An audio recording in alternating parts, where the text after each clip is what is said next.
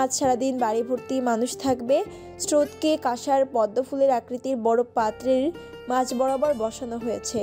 এক একজন এসে হলুদ দিয়ে যাচ্ছে। গ্রামের মানুষ বিভিন্ন গীত গাইছে, নিয়মকানুন পালন করছে। ফুলের পাপড়ি ভেজানো পানির মাটির কলস সবাই ধরল, কণিকাও ধরল। কণিকার চোখ ছলছল করছে। অতবড় স্রোতের মাথায় সে পানি ঢালা হলো। তারপরেই শুরু হলো হলুদ দিয়ে হলুদ খেলা। একজন আরেকজনকে মাখিয়ে দিচ্ছে, ছোটাছুটি করছে সবাই। নোংর এতক্ষণ এখানেই ছিল, তবে সবার হলুদ নিয়ে ছোড়াছুড়ি দেখে স্থান ত্যাগ করলো সে। মন ক্ষুণ্ণ, তার কান্না আসছে, কিন্তু কাঁদতে চায় না সে। লোকটার সামনে আর যাবেই না সে। হাতটা অল্প আঁচড় খেয়েছে, জ্বলছে এখনো। নোংর একটু ভেতরে আসতেই আকস্মিক একটা ছেলে এসে সামনে দাঁড়ালো। ছেলেটাকে চেনে না। এখানে অনেকেই আছে যাদের চেনে না নোংর। বাবার ব্যবসার অনেক মানুষ এসেছে, চাচির পরিবারের, ফুপির পরিবারের অনেকে আছে। অপ্রস্তুত হলো নোংর, শুধালো, ভাইয়া আপনার কি কিছু প্রয়োজন? ছেলেটি নোংরের আপাত মস্তক লালসার লালসার দু পর্যবেক্ষণ করলো। বলতে ইচ্ছা করলো, তোমার ছোঁয়া লাগবে সুন্দরী। হাসলো ছেলেটি, হাসির মাঝেও বিচ্ছিরি একটা ভাব আছে। লোমকূপ শিহরে উঠল নোংরের। ছেলেটি বলল, তোমার নাম কি সুন্দরী? রুদ্ধ দেখলো ব্যাপারটা। শরীর রাগে টকবগিয়ে উঠছে রক্ত। মেয়েটা খারাপ দৃষ্টি বলছে না নাকি? যাচ্ছে না কেন ছেলেটার সামনে থেকে? রুদ্ধ এগোতে চাইলো। এখনে নোংর কিছু বলবে তার আগে সামনে এসে দাঁড়ালো দুজন মহিলা। মহিলা দুটোকে নোংর চেনে না, মনে হচ্ছে ছেলেটা তাদের পরিচিত। মহিলাটা ছেলের দিকে তাকে ইশারা করে মিনমিনিয়ে জিজ্ঞেস করলো, পছন্দ হয়েছে আপা? ছেলেটি আবার নোংরা দৃষ্টিতে তাকালো নোংরের পানে। নোংরের হাত পা কাঁপছে। এবার যাওয়ার জন্য পা বাড়াবে, তখনই সেখান থেকে একজন মহিলাটি খুশিতে গদগদ করতে করতে বলল, তুমি প্রবীণ ভাইয়া ছোট মাইয়ে? নোংর ভদ্রতার সহিত উত্তর দিল, জি আন্টি, আমি আসছি, আন্টি মা ডাকছে। বলে তড়িঘড়ি করে স্থান ত্যাগ করলো নোংর। রুদ্ধ তির্যক চোখে তাকিয়ে রইল নোংরের যাওয়ার পানে। কিছু ভাবলো, অতঃপর আশেপাশে মাকে খুঁজলো, পেলেও এদিকেই আসছে। রেবেকা ছেলেকে দেখে কিছুক্ষণ আগের কথা কিছু জিজ্ঞেস করবে, এর আগেই তাকে রুদ্ধ চমকে দিয়ে বলে, বিয়ের ব্যবস্থা করো মা, আমি তোমার ভাইজিকে এখনই বিয়ে করতে চাই। নির্বাক স্তব্ধ বিমূঢ় হয়ে দাঁড়িয়ে আছে রেবেকা, বিস্ময় নিয়ে তার চোখে মুখে। ছেলের আকস্মিক এহেন কথায় চমকায় সে। এটা তার সেই রুদ্ধ যে জড়তায় টু শব্দটুকু করে না। ছেলে এতটা মরিয়া, কিন্তু কেন? কিছু তো হয়েছে। রেবেকা কাছে এসে ছেলের মাথা শরীর চেক করলো। ছেলের আবার জোরে ভুলভাল বলার অভ্যাস আছে। রুদ্ধ তীক্ষ্ণ চোখে তাকিয়ে আছে। মায়ের এহেন আচরণে সে বেশ বিরক্ত হলো। মায়ের হাত ছড়িয়ে দিয়ে বলল, আম্মু আমি সুস্থ আছি, কিছু হয়নি আমার। রেবেকা তবুও বিশ্বাস করলো না ছেলের কথা। নিশ্চয় অসুস্থ ছেলে। হাত ধরিয়ে সোফায় বসালো, ভিতরে নিয়ে পানি এগিয়ে দিল ছেলেকে। বলল, বাবা শরবত খাবি? তোর কি অস্বস্তি হচ্ছে কিছুতে? কি হয়েছে বল আমায়। রুদ্ধ মায়ের হাত থেকে গ্লাসটা নিল না। মায়ের কাণ্ডে হতাশ হচ্ছে সে। মা তাকে এড়িয়ে যাচ্ছে। রুদ্ধ ফের বলল, মা প্লিজ এসব বন্ধ করো, কিছু হয়নি আমার, সুস্থ আছি, পরিপূর্ণ এবং সজ্ঞানে আছি। তুমি ভালো করেই জানো আমি যা বলি তার পিছনে কারণ থাকে। তুমি বিয়ের ব্যবস্থা করো, আমি বিয়ে করতে চাই, আর আজ এক্ষুনি। রেবেকা চোখ মুখে বিস্ময়ের ভাব ফুটিয়ে ছেলের কাণ্ড দেখে যাচ্ছে। তার ছেলে এত নির্লজ্জ হলো কি করে? যে ছেলে নিজের খাওয়ার কথা বলতে লজ্জা পায়, সে বলছে বিয়ের কথা। বিষয়টা হজম হচ্ছে না রেবেকার। কিছু তো একটা হয়েছে ছেলের। একটু আগেও দেখলো নোংরের সাথে ঝামেলা হচ্ছিল। রেবেকা এবার ছেলের হাতটা ধরলো, রক্ত এখনো শুকিয়ে আছে। আঁতকে উঠল সে, চমকিত কণ্ঠে বলল, হায় আল্লাহ, এতে কিছু লাগাসনি? রক্ত শুকিয়ে আসে তো, সেপটিক হয়ে যাবে। রুদ্ধ বুঝতে পারলো তার মা তার কথার দাম দিচ্ছে না। হাত ছাড়িয়ে নিল সে, গম্ভীর মুখে বলল, মা তুমি কি আমার কথা শুনতে পাচ্ছ? রেবেকা এবারও পাত্তা দিল না, দৌড়ে গেল ফার্স্ট এইড বক্স আনতে। বেশ কিছুক্ষণের মাঝেই বক্সটা নিয়ে এলো রেবেকা। চিন্তিত সে ভীষণ। চিন্তার ছাপ স্পষ্ট ফুটে উঠেছে। মা এদিকে আসতেই মায়ের হাত থেকে বক্সটা ছিনিয়ে নিল রুদ্ধ। বলল, আম্মু প্লিজ শোনো আমার কথাটা। রেবেকা বলল, বল। রুদ্ধ এবার স্টান হয়ে বসলো, চোখে মুখে গাম্ভীর্যতা, কণ্ঠ নামিয়ে বলল, মা আমি আজই বিয়ে করতে চাই। তুই মামাকে বলো, নয়তো আমি তোমার ভাইজিকে তুলে নিয়ে বিয়ে করব। রেবেকা বুঝলো ছেলে কোনো কারণে রেগে আছে, তাই কি বলছে বুঝতে পারছে না। রুদ্ধ তো সহজে রাগে না, তবে কি হলো আজ? মা হয়ে জিজ্ঞেস করতেও সংকোচ লাগছে, তবে তার হাসি পাচ্ছে এই শুনে এ ছেলে নাকি তুলে নিয়ে বিয়ে করবে। তার বলতে ইচ্ছে করলো, বাপের মতো বড় বড় কথাই বলতে পারবি, তোর দ্বারা সম্ভব না এসব। কিন্তু সে বলতে পারলো না। ছেলেটা বিয়ের কথা কি বুঝে বলছে? সে বেশ বুঝেছে ছেলে যে নোংরকে পছন্দ করে, তাই বলে বিয়ে আজই বিয়ে? এটা সম্ভব? এমনি তার খটকা লাগছে, ভাই আবার এত তাড়াতাড়ি বিয়ের কথা শুনে বেঁকে না বসে। অনুষ্ঠান কাটলে সবাই ঠিকঠাক হলে সে এমনই প্রস্তাব দিত। ছেলে হুজুগে এসব বলছে, সে পাত্তা দিল না, তাই রেবেকা স্বাভাবিকভাবেই বলল, হয়েছে তোর কথা শেষ নাকি আরো বলবি? দে এবার বক্সটা দে। বলে সেও ছিনিয়ে নিল। রেগে গেল এবার রুদ্ধ, সামনে থাকা পানির গ্লাসটা ছুঁড়ে মারল। শরীর কাঁপছে তার। রেবেকা আঁতকে উঠল। ছেলে তার ভীষণ রেগে গেছে, তবে অবাক হচ্ছে শান্ত ছেলের এমন আকাশ পাতাল পরিবর্তন দেখে। গ্লাস ভাঙার শব্দ পেয়ে কয়েকজন এগিয়ে এলেন, কণিকাও এলেন তড়িঘড়ি করে, শুধালো। রেবেকা অসন্তুষ্ট হয়ে তাকালেন ছেলের দিকে, ইশারা করে কিছু বলল, অতঃপর মুখে বলল, গ্লাসটা আমার হাত থেকে পড়ে গেছে কোনো, তুই যা ওদিকটা দেখে গিয়ে। কণিকা বুঝতে পেরে সবাইকে স্বাভাবিক করে নিয়ে গেলেন এখান থেকে। রেবেকা ছেলের দিকে তাকালো, চোখ মুখ লাল হয়ে আছে।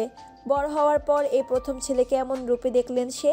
ছেলের হাত ধরে ফের বসালো কণিকা, ছেলের পাশে বসলো। তার আগেই রুদ্ধ বলল, আম্মু তুমি আমায় এড়িয়ে যাচ্ছ। আমি এখানে থাকবো না, ঢাকা ব্যাক করব, এ দেশ ছাড়বো বলে দিলাম। আর একা নয়, তোমার ভাইজিকে সাথে করে নিয়ে যাব, দরকার পড়লে তুলে নিয়ে যাব। ফস করে নিঃশ্বাস নিল রেবেকা। ছেলের কথা শুনতে হবে কেন এমন করছে তা জানতে হবে, তারপর বোঝাতে হবে ছেলেকে। রেবেকা ছেলের হাত ধরে শান্ত কণ্ঠে বলল, ও আব্বু এমন করে না, বলো আমায় কি হয়েছে? শুনছি আমি। কেন এমন করছো? কি হয়েছে? রুদ্ধ শান্ত হলো না, তবে কি বলবে ভেবে পেল না। তার এমন করার কারণ কি আসলেই অযৌক্তিক? আকস্মিক এত রাগ হচ্ছে কেন তার?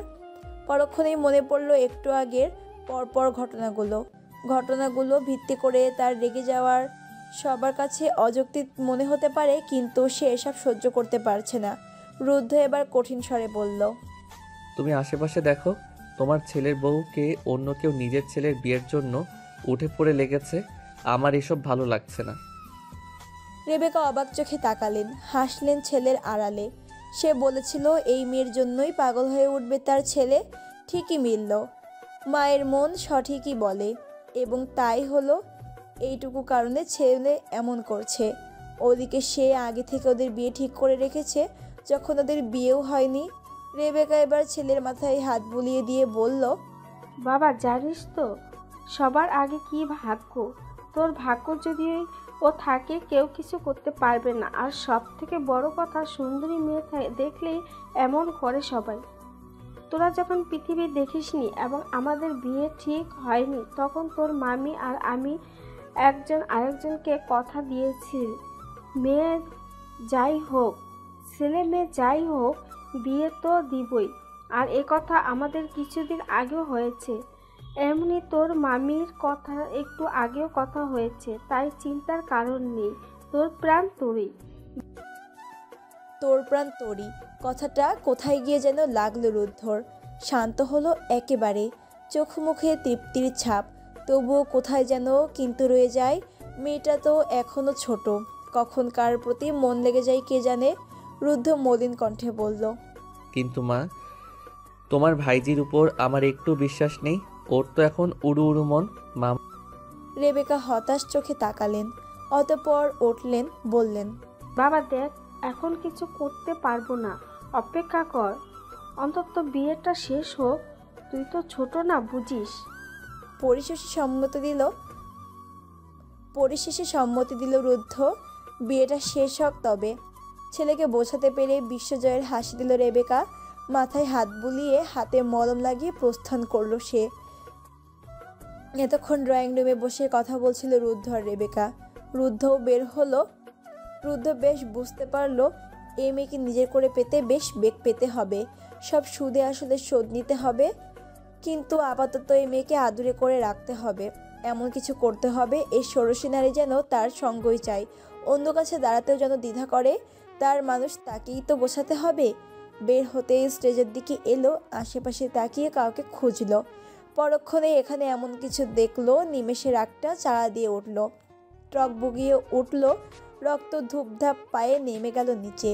ফের কাউকে খুঁজলো, বাইরে যেখানে রান্না হচ্ছে এবার সেখানে এলো। কাঙ্ক্ষিত মানুষটিকে একাই পেল, পাশে গিয়ে দাঁড়াতেই খানিকটা গম্ভীর কণ্ঠে বলল, মা, আমি আপনার মেয়েকে বিয়ে করতে চাই। জানি এই মুহূর্তে এসব বলা বোকামি। আমি চাচ্ছি স্রোতের বিয়ের সাথে কালই আমাদের আকদ কিংবা বাগদানটা হয়ে যাক। থমথমে মুখে বসে আছে প্রবীণ শেখ, পাশেই বসা প্রলয় শেখ, রবিন শেখ, আহসান সাহেব, শ্রাবণের বাবা আর বড় মহিলা সদস্যরা। রেবেকা আর আহসান সাহেব বেশ লজ্জিত আজ, তবে ছেলেকে পূর্ণ সায় দিয়েছে সে। সবাই বসেছে প্রলয় শেখের কক্ষে, দরজা সামান্য খোলা যেন আত্মীয়রা কিছু সন্দেহ না করে। বড়দের মাঝে দাঁড়িয়ে আছে রুদ্ধ। ছোট সদস্যদের এসব সম্পর্কে ঘুণাক্ষরেও ধারণা নেই, সবাই নিজের মতো ব্যস্ত। এখানে যে বিস্তার আলোচনা চলছে এ নিয়ে কারো ধারণাও নেই। রুদ্ধ যখন বিয়ের কথা বলল, প্রবীণ শেখ চমকেছিল। বাইরে মানুষের আনাগোনা ছিল, তাই ভাগ্নিকে সাথে নিয়ে এ ঘরে আসে এবং সবাইকে ডাকে। রেবেকা ছেলেকে এত করে বোঝালো, তাও ছেলেটা বুঝলো না। তবে প্রবীণ শেখের ব্যাপারটা মন্দ লাগেনি। সে সর্বদা চাইতো তার রাজকন্যাদের জীবনে এমন কেউ আসুক যারা ওদের তার থেকে চেয়ে নেবে, এবং এমনটাই হচ্ছে। রুদ্ধর এ ব্যাপারে কে কিভাবে নিচ্ছে জানে না কণিকা, তবে সে ভীষণ খুশি। মেয়ের ভাগ্য দেখে আজ তার আনন্দ হচ্ছে। অতঃপর নীরবতা ভেঙে প্রবীণ শেখ বলল,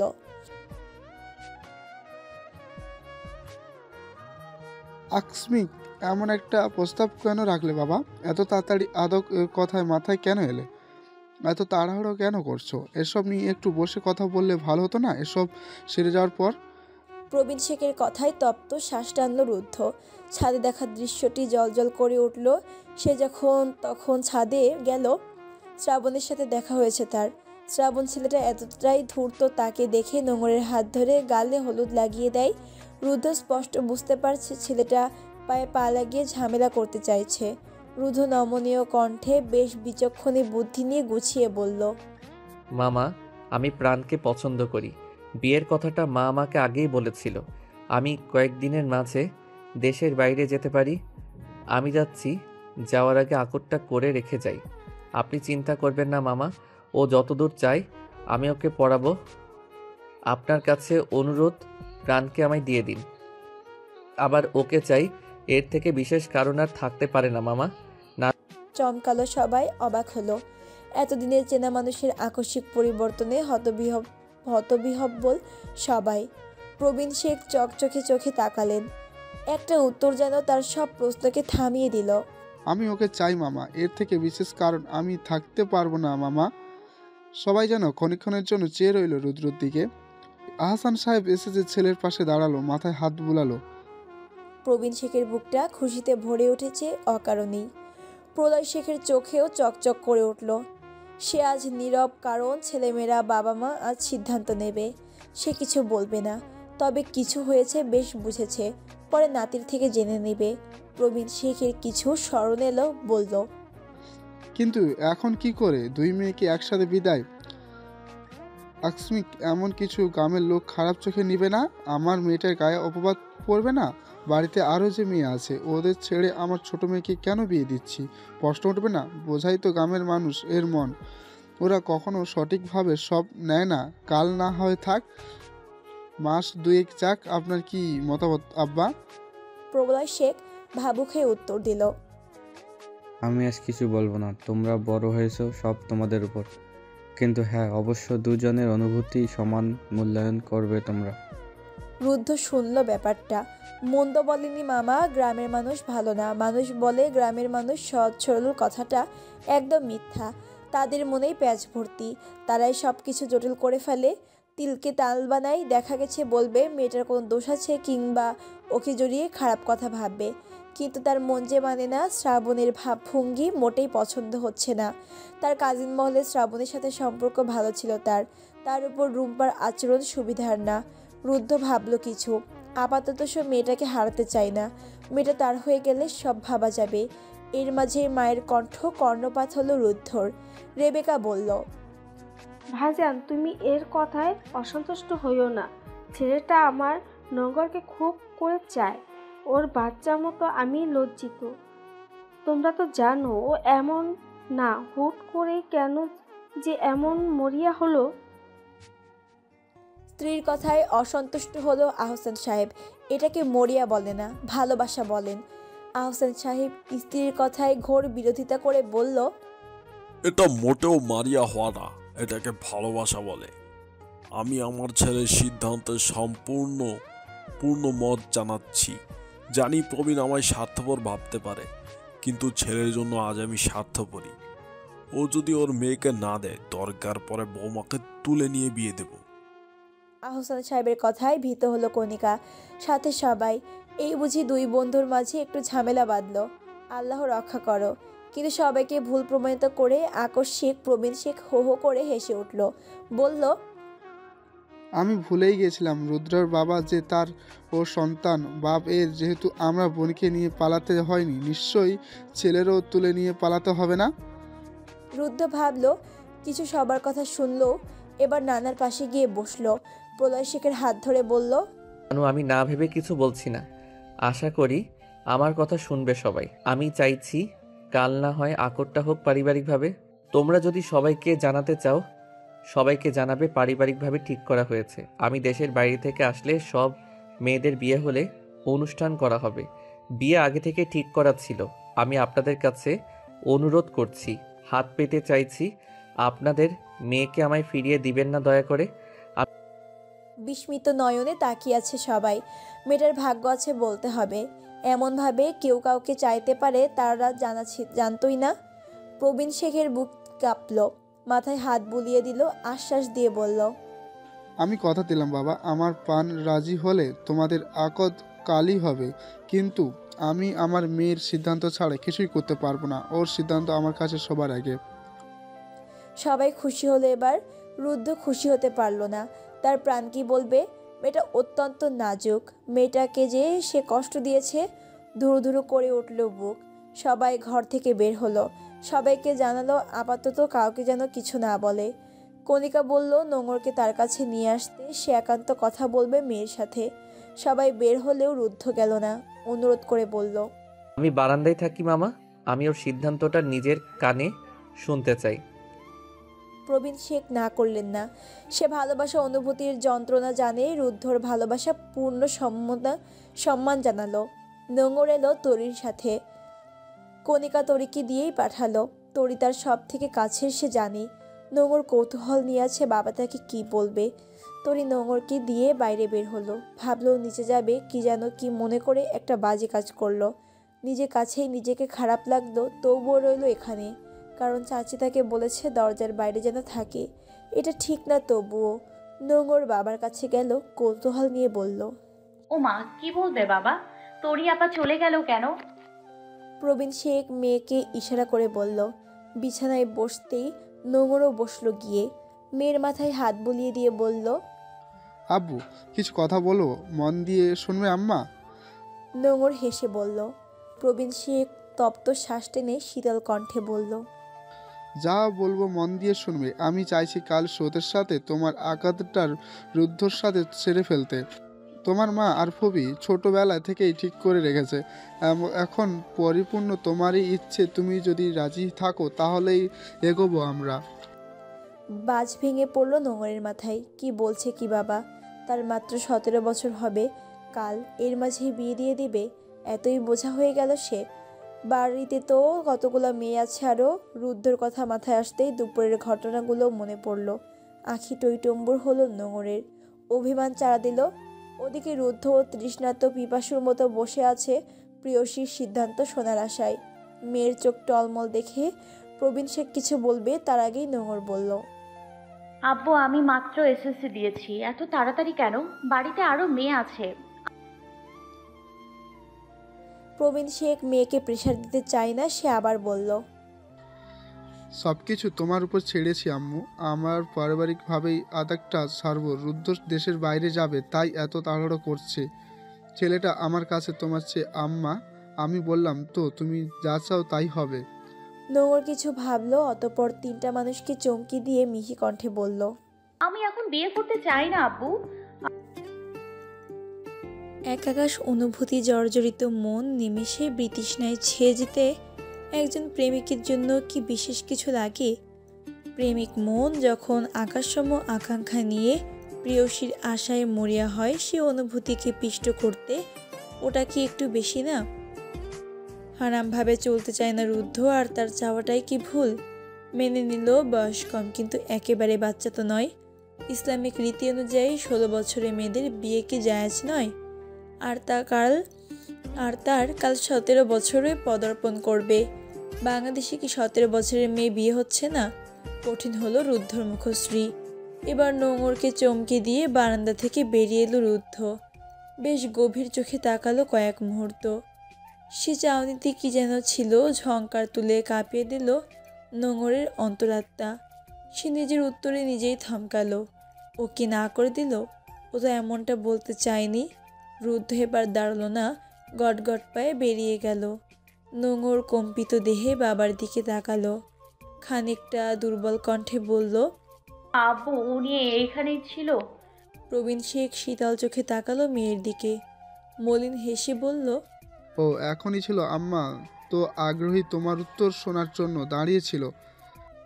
ছেলেটার পাগলামো তোমার জন্য এতটাই ছিল, চোখে দেখলে হয়তো।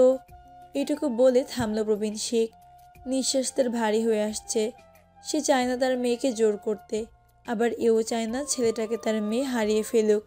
হয়তো তার মেয়ের জন্য আরও ভালো ছেলে পাবে, কিন্তু রুদ্ধর মতো কেউ আসবে না, এটা সে হলফ করতে পারবে বাবা হয়ে। প্রবীণ শেখ ভাবলো মেয়েটাকে সবটা বলতে হবে। ছেলেটা যে কতটা চায় ওকে জানতে হবে তার মেয়ের। অতঃপর দীর্ঘশ্বাস টেনে সব ঘটনা খুলে বলল প্রবীণ শেখ। বাকরুদ্ধ হয়ে বসে রইল নোংর। টপ টপ করে আখিদয় থেকে গড়িয়ে পড়ছে পানি। এমন তো না সে ছোট অনুভূতি বোঝে না। লোকটাকে দেখে আকস্মিক কেমন অদ্ভুত লাগছে। মনে হচ্ছে সে যা করেছে ঠিক হয়নি, ঠিক করেনি। কিন্তু কেন মনে হচ্ছে এমন? নোংর ফের কম্পিত কণ্ঠে বলল, আব্বু আমি অর্ধপথেই থামিয়ে দিল প্রবীণ শেখ। সে চেয়েও কিছু বলতে পারছে না, কেন যেন তার খারাপ লাগছে আজ। প্রবীণ শেখ এবার মেয়ের মাথায় হাত বুলিয়ে ঠান্ডায় করে কণ্ঠে বলল, আমি তোমার উপর জোর দিচ্ছে না আম্মু। তুমি ঠান্ডা মাথায় ভেবো না। আজ হয়, উত্তরটা সকালে দিয়েও হবে। আজ সারাদিন আছে, সারা রাত আছে। আমি জানি না বাড়িতে আরও মেয়েরা আছে তো, কিন্তু তোমাকে তো এখনই নিয়ে যাবে না। সতের মতো বড় হও, তারপর থাক। বাদ দেই এইসব, কেউ তোমার চাপ দেবে না। তবে একটা কথায় মাথায় রেখো, যা ডিসিশন নিবে আব্বু তোমার সাথে আছে। আর একটা কথা, রত্ন চিনতে শিখো আম্মু। বলে সে প্রস্থান করলেন। মেয়ের বিয়ে, তার কত কাজ আছে, এভাবে ঘরে বসে থাকলে হবে? তাছাড়া মানুষ মন্দ চিন্তা করবে। নোংর বুঝলো আব্বু বোধহয় অভিমান করেছে, কিন্তু বুঝতে দিচ্ছে না। দরজার আড়ালেই ছিল তরি। মামা রুদ্ধকে দেখে আড়াল হয়ে গিয়েছিল। এবার সে বেরিয়ে এলো। আসলেই রত্ন চেনে না মেয়েটা। আজ ওরও কেন যেন ইচ্ছে করলো না নোংরের সাথে কথা বলতে। ওকে বলতে পারতো না, আমি ভেবে দেখি আব্বু? এইটুকু বলতে পারতো না? মুখের উপর কি করে না করে দিল। মেয়েটার বুক কাঁপলো না? স্মৃতিচারণ হলো না রুদ্রর দেয়া সুন্দর মুহূর্তগুলো? ভালোবাসা এমন কেন যারা ভালোবাসে তাদেরই কষ্ট পেতে হয়? রুদ্ধ আড়ালে ছিল, ভাবতে ওর কেমন শিউরে উঠছে শরীরটা। রুদ্ধ ভাইয়ের কষ্টটা যেন ও বুঝতে পারছে। তরির ভাবনার মাঝেই কর্ণপাত হলো কান্নারত কণ্ঠ। আপা তুই এখানে, তুই কি শুনতে পেয়েছিস? আপা আমি এটুকু শেষ হতেই কথা আর এগোতে পারল না নোংর। তরিও এবার প্রস্থান করলো, উপেক্ষা করলো নোংরকে।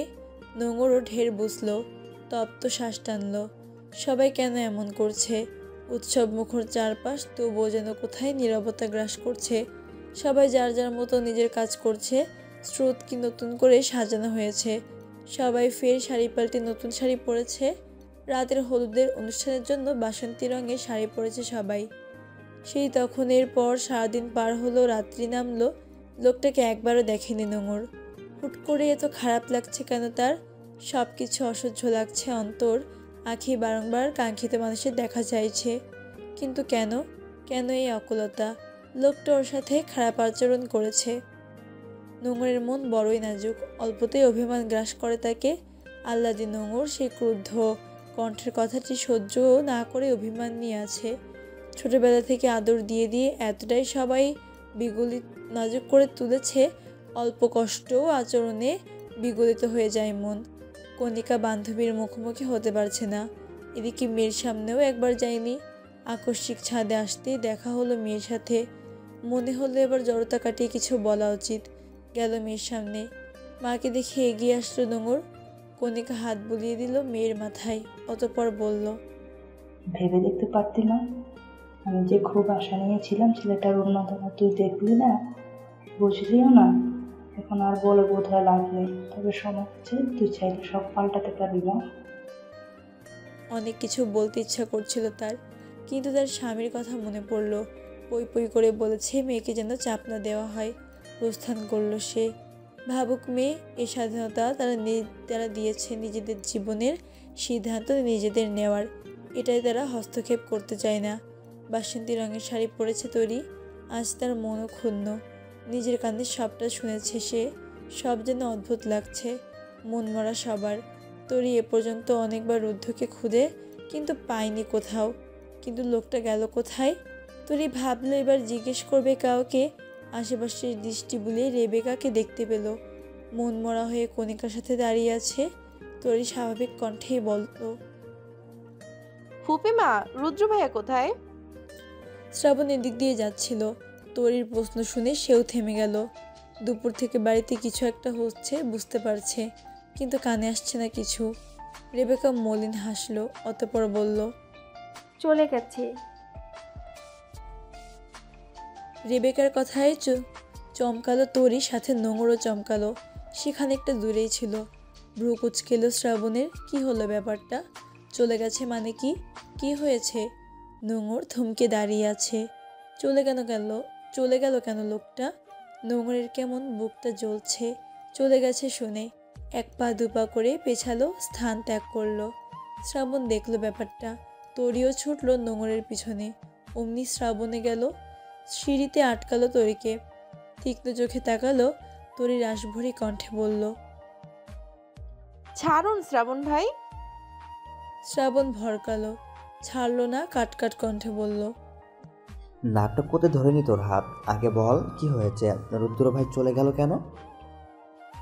তরির অনেক অভিমান লোকটার উপরে, কেন সে জানে না, তবে তার অভিমান অহেতুক সে জানে। তরি গম গম কণ্ঠে বলল, বাধ্য নই আপনাকে বলতে। তরি প্রস্থান করবে এর আগেই শোনা গেল হাঁক ডাক। অপু কাউকে চিৎকার করে বলছে, অ্যাক্সিডেন্ট হয়েছে, রুদ্র ভাইয়ার অ্যাক্সিডেন্ট হয়েছে। নিস্তব্ধতা চারপাশে বহমান, উৎসব মুখর পরিবেশ নিমেষে ক্লেশে ছেয়ে গেছে। সব কিছু যেন নিমেষে থমকে গেছে।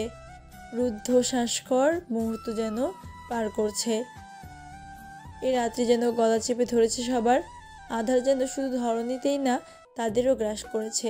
দম বন্ধকর সব কিছু, অসহনীয় চিন্তা আর ঝাপটে ধরেছে অসহায়ত্ব। এই তো একটু আগে ঝলমলে ছিল বাড়িটি, রাত তখন 1টা বাজতে চলল। নীরব সব কিছু, বাড়িটি এখনো আলোয় আলোকিত, তবুও যেন আধার আচ্ছন্ন সব কিছু। কি হলো, কি হয়ে গেল ভাবতে ভাবতে যেন কাটছে সময়। অতিথিরা গেছে 11টার আগেই। অতিথিদের আপ্যায়ন করেছে রবিন শিখ, শ্রাবণ আর শ্রাবণের বাবা। অতিথিরা যাওয়ার পর তারাও বাড়ি থেকে বেরিয়েছে। সব কিছু কেমন এলোমেলো রূপ নিচ্ছে।